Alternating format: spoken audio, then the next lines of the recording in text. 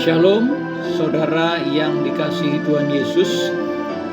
Kita akan kembali untuk mendengarkan firman Tuhan dalam Rema, Renungan Malam. Mari kita berdoa. Terpujilah namamu, Tuhan Yesus, Allah kami yang baik.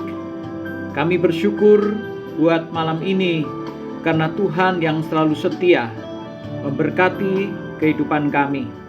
Terpuji namamu Tuhan. Kami akan mendengarkan firman-Mu. Mari Roh Kudus, Engkau pimpin dan sertai kami, dan biar firman-Mu boleh kami terima dan menjadi berkat bagi kami. Berbicaralah Tuhan, kami siap untuk mendengarkannya. Dalam nama Tuhan Yesus Kristus. Haleluya. Amin. Saudara yang dikasihi Tuhan, tema firman Tuhan malam ini adalah bersukacitalah senantiasa. Kita akan membaca di dalam Filipi 4 ayat 4 sampai 5. Demikian firman Tuhan. Bersukacitalah senantiasa di dalam Tuhan. Sekali lagi kukatakan, bersukacitalah. Hendaklah kebaikan hatimu diketahui semua orang. Tuhan sudah dekat. Hendaklah kamu jangan khawatir tentang apapun juga, tetapi nyatakanlah segala hal keinginanmu kepada Allah dalam doa dan ucapan syukur. Saudara yang dikasihi Tuhan, banyak orang tidak bisa tersenyum karena masalah dan persoalan hidup yang menekan mereka. Paulus adalah contoh orang yang hidupnya banyak mengalami masalah karena ketika ia menulis surat Filipi ini, ia sedang dipenjara karena nama Kristus. Tetapi Paulus selalu bersukacita, bahkan mendorong jemaat Filipi untuk bersukacita senantiasa. Dalam kitab Filipi ini ada 16 kali kata sukacita. Bagaimana caranya agar kita tetap bersukacita? Yang pertama, pastikan bahwa posisi saudara ada di dalam Kristus. Saudara, Paulus katakan bersukacitalah senantiasa di dalam Tuhan. Sukacita yang melampaui masalah dan tantangan dalam hidup ini hanya bisa kita dapatkan jika kita hidup di dalam Tuhan, di dalam Kristus. Di luar Kristus tidak akan ada sukacita. Mengapa Paulus selalu bersukacita meski dalam hidupnya sedang mengalami pergumulan yang berat? Karena Paulus ada di dalam Kristus. Kristuslah yang memampukan kita untuk menghadapi dan mengatasi segala masalah, dan Kristus memberikan sukacita itu di dalam hati kita. Yang kedua, berbuat baiklah kepada semua orang. Hati yang baik akan ditunjukkan melalui perbuatan baik.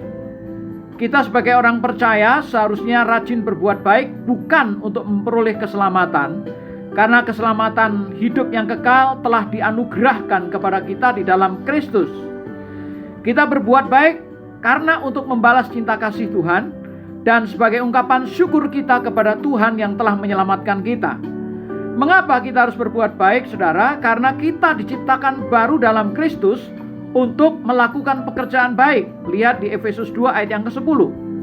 Karena sebagai kesaksian kita kepada dunia, kita adalah terang dan garam dunia, supaya banyak orang memuliakan nama Tuhan dan hidup kita pun menjadi berkat. Lalu yang ketiga, jangan kita khawatir. Orang yang khawatir tidak percaya kepada Tuhan yang memelihara hidup mereka. Apalagi jika kita yakin bahwa kita adalah anak-anak Allah, Tuhan Yesus melarang kita khawatir tentang makan, minum, dan pakai, bahkan segala keperluan kita. Paulus nasihatkan kepada kita supaya kita tidak khawatir, yaitu kita harus berdoa, bersyukur, berserah penuh kepada Bapa kita dan Gembala kita yang sangat baik. Ingat, Bapa bertanggung jawab atas hidup kita asal kita percaya dan sungguh-sungguh hidup di dalam Kristus. Oleh karena itu, saudara, berdoalah dengan selalu mengucap syukur kepada Allah atas apapun yang terjadi, atas masalah, atas berkat yang kita terima. Buang segala kekhawatiran itu dan ganti dengan iman, percaya kepada pemeliharaan Tuhan kita. Lalu apa yang harus kita lakukan Bapak Ibu sekalian? Bagaimana kita mengalami sukacita di tengah-tengah masalah ini? Yang pertama, pastikan bahwa hidup saudara ada di dalam Kristus. Di luar Kristus, kita tidak akan memiliki sukacita yang abadi. Yang kedua, tetaplah dan teruslah berbuat baik kepada semua orang.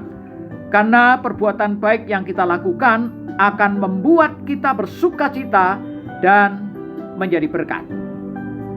Lalu yang ketiga, buanglah kekhawatiran dalam hati dan pikiran saudara.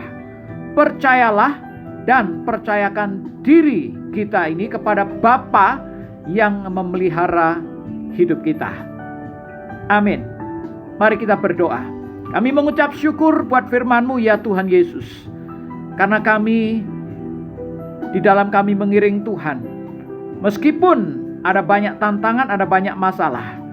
Tapi kami mau belajar untuk tetap bersukacita senantiasa di dalam Engkau.